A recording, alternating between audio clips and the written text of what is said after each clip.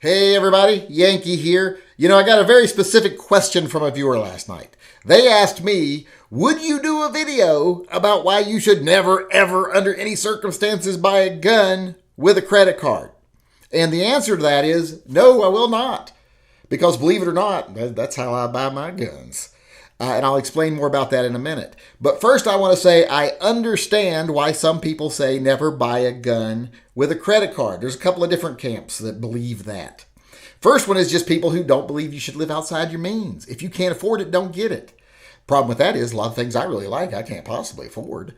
So sometimes I fall off the wagon when it comes to credit. Now, I am not someone who uses credit very often because I got into credit card debt right after college and almost never got out of it. So I don't like credit cards, but my accountant was like, get a damn credit card. You're an adult. You got to build some credit. And it has worked. I've built a lot of credit up over the last couple of years. I think I went from my credit score being like in the 500s to being in the 800s just by getting a credit card, putting everything on it every month, and then paying it off at the end of the month.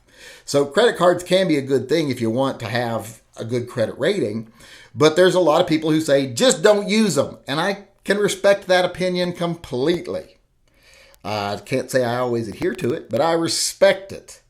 But then there's the people that are a little more paranoid. They're like, oh, if you use a gun to buy a credit card, the government will know what you bought. Well, you filled out a 4473. Chances are if you're buying a gun with a credit card, you're buying it from a shop and you filled out a form to do that. So the government already has a way to know what you got. Your credit card doesn't know what you got. They just know you spent money at a sporting goods store. Because that's the code most credit card companies use for gun shops. Now, there are some now, like Discover, that are using a special code so that it's a gun shop code so that they can figure out how much money do we make off gun people? Can we afford to tell them to F off so that we can be the darlings of the left, like I covered in another video? That's happening.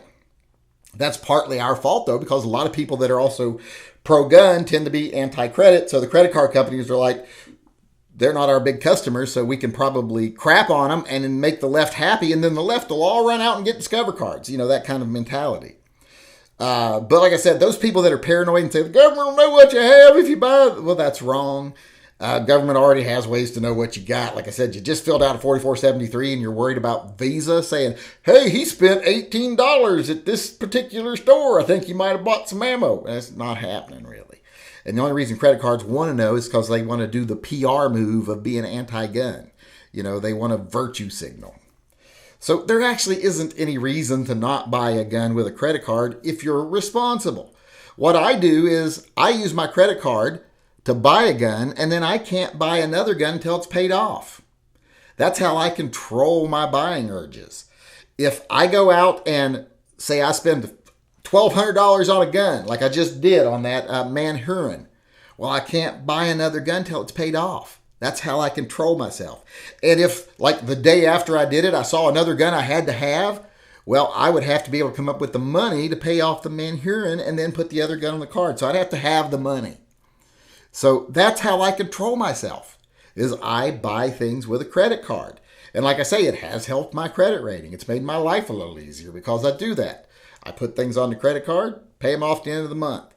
And then whatever I put, like if I spend $800 in bills on my credit card, I pay $800 off at the end of the month. If I spent $2,000 or $1,000 on a gun, I try to pay as much as I can. And if it takes 2 or 3 months to pay it off, it takes 2 or 3 months to pay it off. That's the only thing I allow to stay on my credit card is the gun purchase.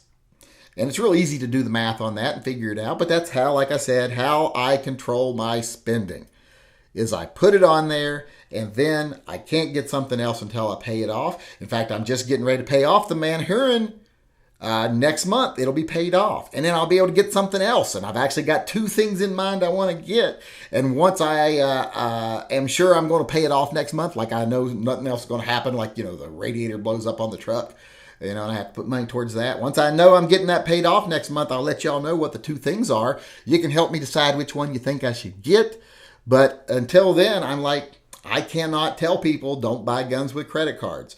I can tell people, if you're going to be buying guns with credit cards, be responsible. Don't spend more than you can afford to pay for.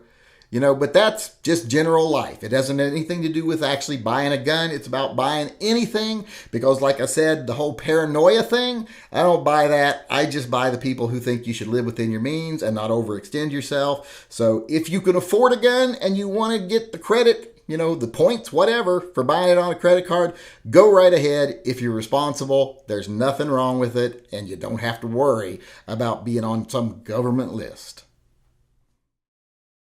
Hey everyone, Yankee here. In my videos, we often cover some complicated subjects with a lot of gray area.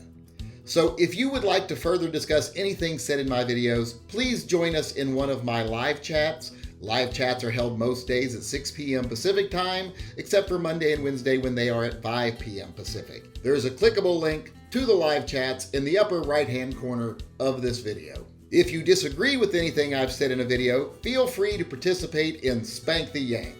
You can come on the live discussion panel and let me know face to face how I was wrong.